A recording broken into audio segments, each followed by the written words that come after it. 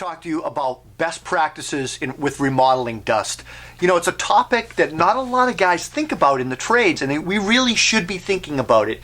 And, you know, sometimes the best defense is a good offense. The number one threat or complaint from clients in remodeling is the dust and the dirt. They don't like it, they want to move out, they can't stand it, they want the remodel done fast and over. So how do we deal with that number one complaint? Well, a lot of people don't have the means or the luxury to move out. They have to live through a remodeling. We call it livable remodeling. You have to make the remodel doable. How do we do that?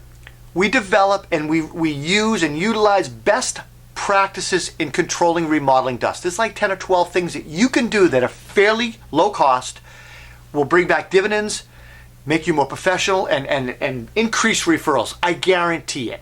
Let's talk about some of those things.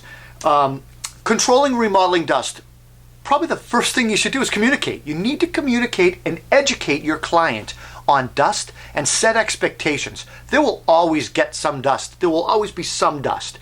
You need to set that expectation. You need to explain to them the systems and the techniques and practices that you deploy and employ in your business to protect them. Protect their child who has asthma, keep the dust out of that baby grand piano, whatever it is, you need to take those steps. They need to understand that you understand and that you've planned for that. A lot of times they don't even think of this stuff.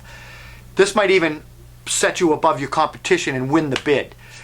Second thing is, you need to isolate the work area. If possible, try to completely isolate the non-remodeled from the remodeled area. You might do that by closing doors and blue taping all four edges. You might use plastic dust containment walls like the zip wall system or the zip door. We use those all the time. They're fast to deploy. They're spring-loaded poles and systems with foam that seal off areas. They're great to do. You might build a 2x4 wall and put plastic on it. We've done that. There are lots of ways you can do this.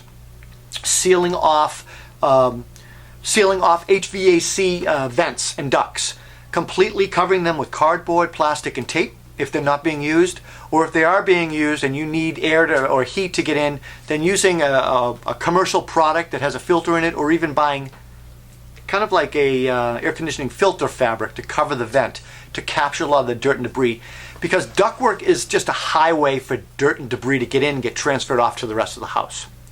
Simple thing you can deploy is sticky pads. Sticky pads are a commercial product that capture and transfer dust off the bottoms of the soles of your feet and onto the sticky pad. And basically you would deploy those at all of your entrances that go into the non-remodeled portions of the house. So anytime you step out of that area, boom, you're capturing that dust. Removing property. If there is property that you can remove, get it out of there. If you can't, completely cover it or double cover it with plastic. Seal it to the floor and make sure no dust can get into there.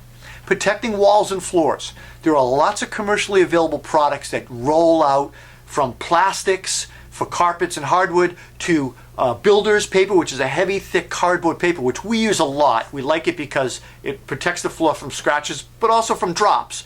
All the way up to using 1/4-inch Luan or Homosote and taping all the seams to protect the floor. There's lots of things. Guys used to use rosin paper, but that rips easy. So there are things you need to do to protect the floor, in addition and above and beyond just throwing a drop cloth down. Capturing airborne dust. Capturing airborne dust by far is probably one of the most important and effective things you can do. Setting up and using a HEPA air scrubber. We use a product by Build Clean. It's a highly effective, high quality air scrubber that basically filters the air and captures the dust from the air. One, it's better for me and my guys for our health, and two, it's better for the client, and it keeps the airborne dust from creeping into the rest of the house. It's probably one of the biggest and best things you can do, and you need to consider using an air scrubber, HEPA Air Filter. It's also going to set you above the competition, and you can use that as a selling point to your clients. Capturing dust at the source. Capturing dust at the source doesn't just mean holding a vacuum while you're making a cut. It means investing in attachments and products that attach to your tools, your cutting tools, drilling, sanding, and grinding tools that would run from a hose to a HEPA filter, a HEPA vacuum, that when and they're usually tool activated vacuums. So when you turn on your grinder or your drill, the vacuum turns on and sucks the air right at the source, right where you're collecting the dust, so it doesn't become airborne. Collecting dust at the source is huge. And as you buy new tools, you should be buying into systems that do that. Cutting materials outside, that's a no-brainer. Cut, grind, sand, and drill outside if you can. How about this? Vacuum, don't sweep. Sweeping just stirs up and kicks up dust and makes it airborne. Vacuum captures it. But if you're going to vacuum, use a high quality vacuum with a good filtration system. We use HEPA filters, and we tell our clients that. We also have a big old rigid job site vacuum that's not a HEPA for the big and dirty debris. But what we did is we went out and bought a high quality filtration cartridge for that, so that we can get the big debris, get that out of there, and follow up with a HEPA filter for smaller, finer dust.